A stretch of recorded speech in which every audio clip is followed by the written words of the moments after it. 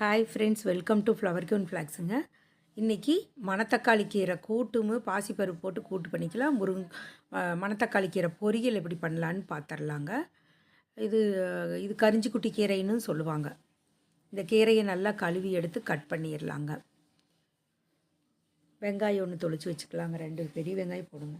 இது கூட்டு செய்யறதுனால கூட்டு செஞ்சு நம்ம உண்ணோம்னா வாய்ப்புண் வயிற்றுப்புண்லாம் நீங்க மார்புச்செளி இருந்ததுன்னா மறைஞ்சிரும். கீரைக்குள்ள குணங்கள் பலவும்.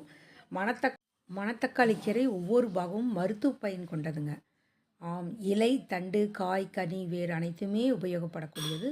கசப்புத்தன்மை கொண்டது இக்கீரைங்க. இதனால் பெரும்பாலோர் தொடுவதில்லை. நீண்ட காலம் வாழ மிகவும் உதவும் கீரை என்பதை மறவாதீர். இக்கீரையினை சாறு எடுத்து வாயிலிட்டு சிறிது நேரம் தொண்டையில் வைத்து கொப்பளித்து வந்தால் வாய்ப்புண் ஆறும். கூடவே வாய் துர்நாற்றமும் நீங்குங்க. வயிற்றுப்புண் ஆற, தீராத வயிற்றுப்புண் ஆற எவ்வளவோ மாத்திரை மருந்துகள் சாப்பிட்டும் ஆறவில்லையா? மணத்தக்காளி கீரையின் சாறை எடுத்து அதிகாலையில் வெறும் வயிற்றில் 1 அவுன்ஸ் பருகி வந்தால் வயிற்றுப்புண் சீக்கிரம் ஆறிவிடும். குறைந்தது 10 நாட்களாவது பருக வேண்டும். இவ்வையத்தின் போது உப்பு, புளி, காரத்தை 3/4 பாகம் குறைக்க வேண்டும். மணத்தக்காளி காய்களை குழம்பு செய்து சாப்பிட்டாலும் வயிற்றுப்புண், குடற்புண் இவைகள் ஆறும். காயின் குணங்கள் உடல் வலி தீரும், களைப்பை அகற்றும், உடலில் உள்ள நச்சுக்கீரை வெளியேற்றும், வாந்தியை போக்கும். இக்காயை வற்றலாக்கி வறுத்து உண்ணலாம். பழம் தரும் பயன்கள். காது வலியை போக்குங்க. அந்த பழம் மணத்தக்காளி கீரை பழம் இருக்குது இல்லைங்களா, அந்த பழத்தை சாப்பிட்டோம்னா காது வலியை நீக்கும், வயிற்று பொறுமலை தணிக்கும், காய்ச்சலை போக்கும், கர்ப்பப்பைக்கு வலிமை தரும். பிரசவத்தை கூடங்க எளிமையாக உதவுறது இந்த மணத்தக்காளி கீரைங்க. இதை பயன்படுத்தி நம்ம எப்படியெல்லாம் யூஸ் பண்ணால் அது கீரை நல்லா இருக்கணுமோ அப்படி யூஸ் பண்ணிக்கணுங்க. கீரை நல்லா கழுவி எடுத்துட்டேங்க. ஜல்லடை தட்டில் வச்சுட்டேன். ஜல்லடை குண்டாவே எங்கள் வீட்டில் இருக்குதுங்க. சுத்தமாக ஒரு பாத்திரத்தில் கீரையை கழுவிங்க இதில் எடுத்து வச்சாச்சுங்க. பெரிய வெங்காயம் நல்லா கட் பண்ணி வச்சுக்கோங்க. வரமிளகா வேணுங்கிறவங்க வரமிளகா 4-5 வரமிளகா போட்டுக்குங்க. அதோடு நம்ம கீரைக்கு தேங்காயும் திருகி ரெடி பண்ணி வச்சுக்கலாங்க. எல்லாம் ரெடி பண்ணிவிட்டு அப்புறம் போய் அடுப்பு ஆன் பண்ணி செஞ்சோம்னா வேலை நம்மளுக்கு சுலபமாக முடியும். இது மாதிரி காலையில் வெறும் வயிற்றுலேயும் இந்த மணத்தக்காளி கீரை சாப்பிட்டாலும் உங்களுக்கு வயிற்று புண்ணு இருந்தால் சுத்தமாக ஆறிடுங்க. நான் அப்படி தாங்க ஒரு சொம்பு தண்ணி எடுத்து குடிச்சு இந்த கீரையை குடிச்சுக்கோங்க. இந்த மாதிரி தேங்காய் திருகி வச்சாச்சு, வெங்காயம் கட் பண்ணி வச்சுட்டேங்க. ஒரு வானிலையிலேங்க ஃபஸ்ட்டு பாசிப்பருப்பு 1 டம்ளர் போட்டேங்க. சின்ன டம்ளரில் தண்ணி ஒரு சொம்பு ஊற்றிங்க. 2 தக்காளி கட் பண்ணி போட்டுக்கிறேங்க. அதோடு நம்ம 4 பல் பூண்டு போட்டுக்கலாங்க. போட்டு நல்லா ஒரு கலக்கி விட்ருங்க. நல்லா பருப்பு வெந்து வரட்டுங்க. அதில் ஒரு 5-6 சின்ன வெங்காயம் போடுங்க, நல்லாயிருக்கும். 7-8 சின்ன வெங்காயம் போட்டுக்கிறேன். மஞ்சத்தூள் 1/2 ஸ்பூனுங்க. நல்லா பருப்பு வேகட்டுங்க. நீங்கள் குக்கர்லேயும் வைக்கலாங்க. நான் பருப்பு வேகட்டுங்கிறதுக்காக விட்டுட்டேங்க. இந்த மாதிரியும் பாத்திரத்துலேயும் நீங்கள் வேக வைக்கலாங்க. சீக்கிரம் வந்துடுங்க பாசிப்பருப்பு. அப்புறம் தேங்காய் கொஞ்சம் ஒரு 1/2 மூடி திருகி எடுத்து வச்சுக்கிட்டோங்க. மிக்சியில் தாங்க கொஞ்சம் பெருசாக துண்டாக திருகணுங்களா, அதனால் அதுலேயும் மிக்சியை ஓட விட்டு அதுவும் எடுத்தாச்சுங்க. அதில் தேங்காயில் 1 ஸ்பூன் ஜீரகம், நீங்கள் பச்சை மிளகாயோ இல்லை பச்சை மிளகா சேராதவங்களுக்கு வரமிளகாவோட 1 போட்டு அரைச்சிட்டு வரலாங்க. அதுக்குள்ளே பருப்பு வெந்துருச்சுங்க. இப்போ நம்ம கீரை அள்ளி அதில் போட்டுக்கலாங்க. நீங்கள் கீரை தனியாக வணக்கிறனால வணக்கலாம், நான் பருப்போட ஒன்றாவே போட்டேங்க. பாசிப்பருப்பில் இந்த மிளகு தக்காளி கீரை இப்படி போட்டு சாப்பிட்டு பாருங்கள், அற்புதமாக இருக்கும். உங்களுக்கு டேஸ்ட்டாகவும் இருக்கும். அப்புறம் அந்த தேங்காய் எல்லாம் போட்டு அரைச்சிட்டு வந்தோம் இல்லைங்களா, தேங்காய் ஜீரகம் போட்டு அரைச்சிட்டு வந்த பேஸ்ட்டையும் இதில் ஊற்றிடுங்க. தாளிக்கும் போதும் மிளகா போட்டாச்சுங்க. இதுலேயும் ஒரு மிளகா பச்சை மிளகா சேர்த்திருக்குதுங்க. நல்லா கொதி வந்தோடனே கொத்தமல்லி தழை தூவி இறக்கிடுங்க. இப்போ கீரைக்கு தாளித்து ஊற்றிடலாங்க. இதே சின்ன கடாய் வச்சுங்க. எண்ணெய் 1 ஸ்பூன் விட்டுட்டேங்க. கடுகு 1 ஸ்பூனு, கடுகு உளுந்து பருப்பும் சேர்ந்து 1 ஸ்பூன் போட்டுக்கலாங்க. நல்லா பொன்னிறமாக ஆன வரங்க கருவேப்பிலை போட்டுக்கலாங்க. உங்களுக்கு காரம் நல்லா வேணும்னா நீங்கள் வரமிளகா 1 கூட போட்டுக்கலாங்க. நல்லா காரம் வருங்க. எங்கள் மிளகாய் நல்லா காரமாக இருக்குதுங்களா. அதனால் அதுக்குள்ளே போய் கருவேப்பிலை உருவிட்டு வந்துடலாங்க.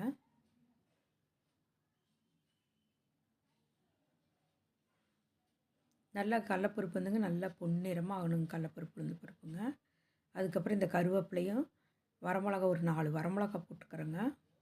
எடுத்து தாளித்து நீங்கள் ஊற்றிக்கலாங்க. கீரை போட்டிருக்கறனால கருவேப்பிலை போடலாமா வேண்டாம் உங்கள் இஷ்டந்தாங்க. நான் போடல, வெறும் மிளகாய் மட்டும் வணக்கி அதில் ஊற்றி சாம்பார் மிளகு தக்காளி கீரை பாசிப்பருப்பு சாம்பார் ரெடி ஆயிடுச்சுங்க. அதே மாதிரி குக்கரில் சாப்பாடு வச்சாச்சுங்க.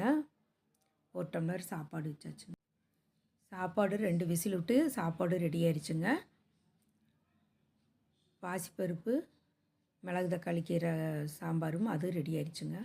ஒரு ஆயில் விட்டுக்கலாங்க. ஒரு 2 டீஸ்பூன் ஆயில் விட்டு கீரை வணக்கிடலாங்க.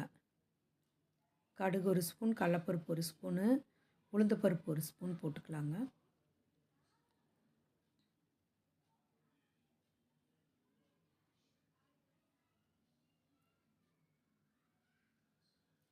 போட்டுங்க. வெங்காயம் வெங்காயம் ஒரு 2 பெரிய வெங்காயம் சின்ன சின்னதாக கட் பண்ணி வச்சுருக்குங்க. அதுவும் போட்டு வணக்கலாங்க. வரமிளகா ஒரு 4 வரமிளகா கிள்ளி போட்டுக்குங்க. ஒரு கட்டு கீரைக்கு அதே போதுங்க. 25 ரூபாய்க்கு வாங்கியிருக்கிறாங்க நான். நல்லா பெரிய கட்டுங்க. வெங்காயம் நல்லா வணங்கணுன்னா மிளகாய் சேர்த்துக்கலாங்க. பச்சை மிளகா விருப்பமில்லங்க அதை போட்டுக்கலாங்க. நான் வரமிளகா போட போகிறேங்க.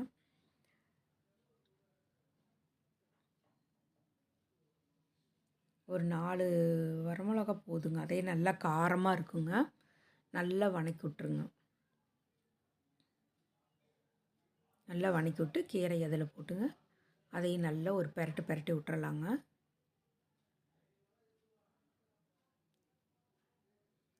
நல்லா கொஞ்சம் நேரம் நல்லா கருவேப்பிலை நல்லா இந்த மணத்தக்காளி கீரையை நல்லா வணக்கி விட்டு வரங்க. நல்லா பெரட்டி கொஞ்சம் கொஞ்சமாக பெரட்டி விடுங்க கையிலேயே. நல்லா பெரட்டி விட்டுங்க. அதுக்குள்ளே தேங்காய் கொஞ்சம் திருகிட்டு வந்துடலாங்க. பாருங்கள், மத்து வச்சு கீரையோட ஒன்றா பருப்பு நான் கடையிறேங்க. சாப்பாடு ரெடி ஆயிடுச்சு. கடைஞ்ச பிறகு எடுத்து அந்த மணத்தக்காளி கீரை பாசிப்பருப்பு குழம்ப இதில் போட்டுடலாங்க. பாத்திரத்தில் ஊற்றிடலாங்க.